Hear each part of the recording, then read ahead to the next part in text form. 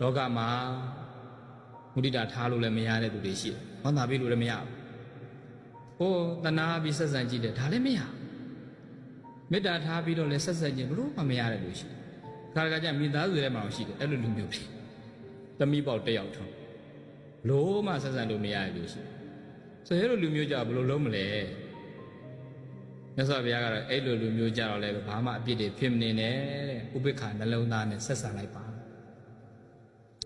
ဥပိ္ပခာဆိုတော့ချစ်တာလည်းမဟုတ်မုန်းတာလည်းမဟုတ်ကုသိုလ်လည်းမဟုတ်အကုသိုလ်လည်းမဖြစ်တော့ဒါကလည်းတော်တော်မြင့်မြတ်တဲ့လူမှထားနေမချစ်လည်းမချစ်ဘူးမချစ်တော့မုန်းလားဆိုမမုန်းလည်းမမုန်းအဲ့တော့အချစ်နဲ့ဆက်ဆံရင်လည်းအပြစ်တွေရှိတယ်အမုန်းနဲ့ဆက်ဆံရင်အရှုံးတွေရှိမချစ်မမုန်းပဲဆက်ဆံတယ်အဲ့ဆိုပြီးသွားဘလို့မှဆက်ဆံလို့မရတော့ဘူးဆိုရင်ဥပိ္ပခာနဲ့တွားလိုက်ဘုရားရှင်ကိုရောမြတ်ကြီးလည်းအဲ့လိုဆက်ဆံမြတ်စွာဘုရားလက်ထက်ကအဲ့ဒီမြင်းတွေကိုဆုံးမတဲ့မြင်းဆရာကြီးကေတိဆိုတဲ့မြင်းဆရာကြီးတယောက်ရှိနာမည်တော်ကြီးတာပဲသူမြင်းပေါင်းမြောင်များစွာကိုသူကပြုပြင်ပြီးတော့ယဉ်ကျေးအောင်ဆုံးမပြီးတဲ့ဆရာကြီးဒီနာမည်ကြီးတာတော့တနေ့မြတ်စွာဘုရားနဲ့အဲ့ဒီကေတိမြင်းဆရာကြီးသွားတွေ့တော့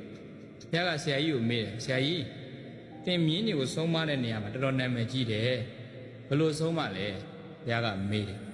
မှန်ပါဗျာတပည့်တော်ခက်ကြမ်းကြမ်းဆုံးမမယ်မြင်းနေဆိုရင်တပည့်တော်ကြမ်းကြမ်းတမ်းဆုံးမတယ်ဗျာရိုက်တဲ့လဲရိုက်ရတာဗျာ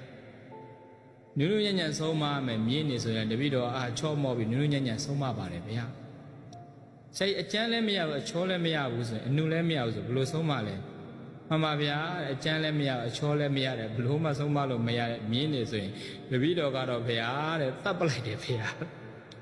အဲ့ဒီကတခါပြန်မေးတယ်မြတ်စွာဘုရားရှင်ဘုရားတဲ့ရှင်ဘုရားကဘလို့ဆုံးမလဲဗျာတဲ့ရှင်ဘုရားနဲ့တတ္တဝါတွေကိုဝိနည်းတတ္တဝါတွေတရားဟောပြတတ်တဲ့အခါတော်တော်နာမည်ကြီးတယ်ဘုရားဘလို့ဆုံးမလဲဗျာငါဘုရားလည်းဆရာကြီးလိုပဲတဲ့ခက်ကြမ်းကြမ်းဆုံးမမယ်တတ္တဝါဆိုခက်ကြမ်းကြမ်းဆုံးမတာမောဂပုရိသဘုရားပြောတယ်ဗျာမဖို့မပြီးအချင်းဒီတော့ယောက်ျားအဲ့ဒါဘုရားခက်ကြမ်းကြမ်းပြောတာကြမ်းကြမ်းဆုံးမမယ်တတ္တဝါတွေကြမ်းကြမ်းဆုံးမတာပဲတဲ့ငါဘုရားလေနုနုညံ့ညံ့ဘေကဝေချစ်သားချစ်သမီးတို့နုနုညံ့ညံ့ခေါ်ပြောဆိုပြီးဆုံးမမယ်တတ္တဝါတွေလည်းနုနုညံ့ညံ့ငါဘုရားဆုံးမတာပဲတဲ့မှန်ပါဗျာအနုလည်းမရအကျမ်းလည်းမရတဲ့တတ္တဝါတွေရှင်မြတ်ဘလို့ဆုံးမလဲဘုရားဆရာကြီးရလျှောက်တော့ငါဘုရားလေတဲ့အနုလည်းမရအကျမ်းလည်းမရတဲ့တတ္တဝါတွေဆိုငါဘုရားလည်းတတ်ပလိုက်ရတာပဲဆရာကြီးကအံဩတာရှင်ဘုရားလည်းတပည့်တော်တို့လိုတတ်တာပဲလားဘုရားဆိုတော့ဘုရားကမဟုတ်ဘူးဆရာကြီးငါဘုရားတတ်တယ်ဆိုတာသင်တို့လိုပါဏာတိပါဒအမှုမျိုးတော့မဟုတ်ဘူးတဲ့ငါဘုရားတတ်တယ်ဆိုတာတတ်ပင်တတ်တာကာမတက္ခဥပိ္ပခပြုလိုက်တာပဲတဲ့အကောင်းလည်းမပြောတော့အဆိုးလည်းမပြောတော့